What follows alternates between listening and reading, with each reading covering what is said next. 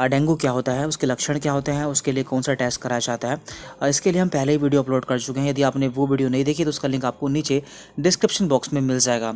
इस वीडियो में हम बात करेंगे कि जब किसी को डेंगू हो जाता है तो जब मरीज डॉक्टर के पास जाता है तो डॉक्टर उसका कैसे इलाज करते हैं। तो देखिए, यहाँ पे हमें दो चीज़ें देखनी होती है। नंबर 1, मरीज में क्या क्या लक्षण या फिर सिम्टम देखने को मिल रहे हैं, और नंबर 2, मरीज में प्लेटलेट्स की संख्या कितनी है, क्योंकि डेंगू होने पर प्लेटलेट्स की संख्या कम हो जाती है। और देखिए, वैसे तो डेंगू के लिए कोई स्पेसिफिक मेडिसिन नहीं होती है, क्योंकि डेंगू एक वायरल फीवर है, यानी कि वायरस के द्वारा होने वाली बीमारी है, और वायरस के लिए कोई भी मेडिसिन काम नहीं करती है।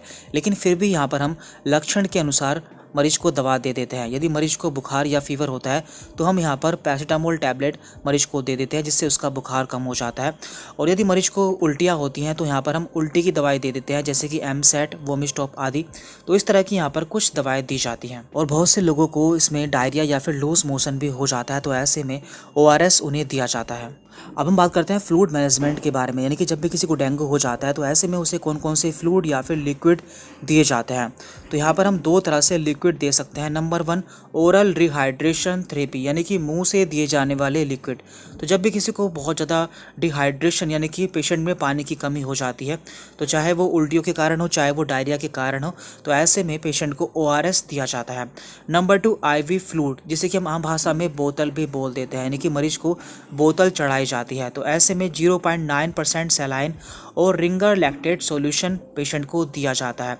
तो ऐसा हम कब करते हैं, जब पेशेंट का HCT यानी कि हिमेटोक्रिट बढ़ जाता है। तो हिमेटोक्रिट क्या होता है, देखिए, जो हमारी ब्लड होता है तो उसमें जो RBC की संख्या पाई जाती है तो उसे हम हिमेटोक्रिट कहते हैं। तो जब भी हमारे ब्लड में RBC की संख्या बढ़ जाती है तो उससे हमारे बॉडी में फ्लूइड की मात्रा कम हो जाती है। तो ऐसे में पेशेंट को IV फ्लूइड या फिर बोतल चढ़ाई जाती है।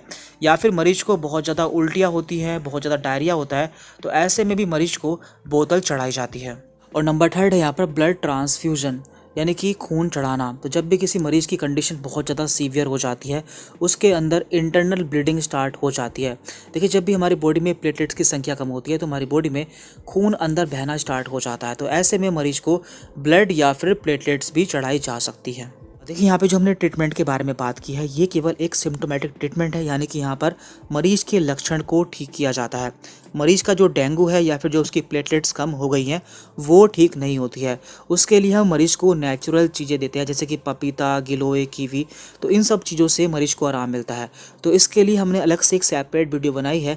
हमने उसमें बताया कि मरीज को सुबह से शाम तक क्या खाना चाहिए, और हमने उसमें ऐसी डाइट बताई है, यदि आप उसे 2 दिन फॉलो कर लेते हैं तो 2 दिन में ही आपकी प्लेटलेट्स काफ़ी ज़्यादा बढ़ जाती है और आपको आराम मिल जाती है। तो उसका लिंक भी हम आपको नीचे डिस्क्रिप्शन बॉक्स में दे देंगे, जहाँ से आप उस वीडियो को देख सकते हैं। अब हम जान लेते हैं कि आपका डेंगू कब सीवियर हो जाता है, या फिर ऐसे कौन से लक्षण हैं जिसमें आपको तुरंत इमरजेंसी ट्रीटमेंट की ज़रूरत होती है। नंबर 1, रेस्ड HCT, यानी कि जब भी आप ब्लड टेस्ट कराते हैं और आपको उसमें HCT या फिर हिमेटोक्रिट बढ़ा हुआ देखने को मिलता है, इसका मतलब है कि आपके ब्लड में RBC की मात्रा बढ़ चुकी है।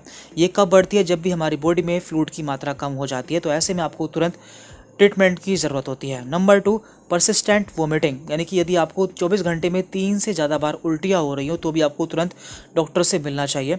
नंबर 3, फ्लूइड एक्युमुलेशन, यानी कि जब भी आपके शरीर में पानी इकट्ठा हो जाता है, जैसे कि एसाइटिस यानी कि पेट में पानी भर जाना, प्लूरल इफ्यूज़न यानी कि लंग्स में या फिर फेफड़ों में पानी भर जाना।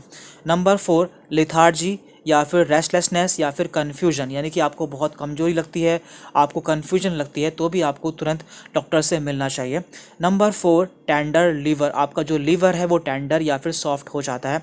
नंबर 6, एनी एब्डोमिनल पेन, आपके पेट में बहुत तेज़ दर्द होता है। एंड नंबर 7, म्यूकोसल ब्लीड, यानी कि आपके मसूड़ों से खून आता है। तो ये सभी ऐसी कंडीशन है जिसमें आपको तुरंत डॉक्टर से मिलना चाहिए। तो यहाँ पे हमने बात करी है डेंगू के ट्रीटमेंट की। बाकी इसके लक्षण के लिए और इसके इलाज के लिए, यानी कि इसकी नेचुरल डाइट के लिए हम पहले ही वीडियो अपलोड कर चुके हैं। उन दोनों के लिंक हम आपको नीचे डिस्क्रिप्शन बॉक्स में दे रहे हैं, जहाँ से आप उसे देख सकते हैं। Thank you very much.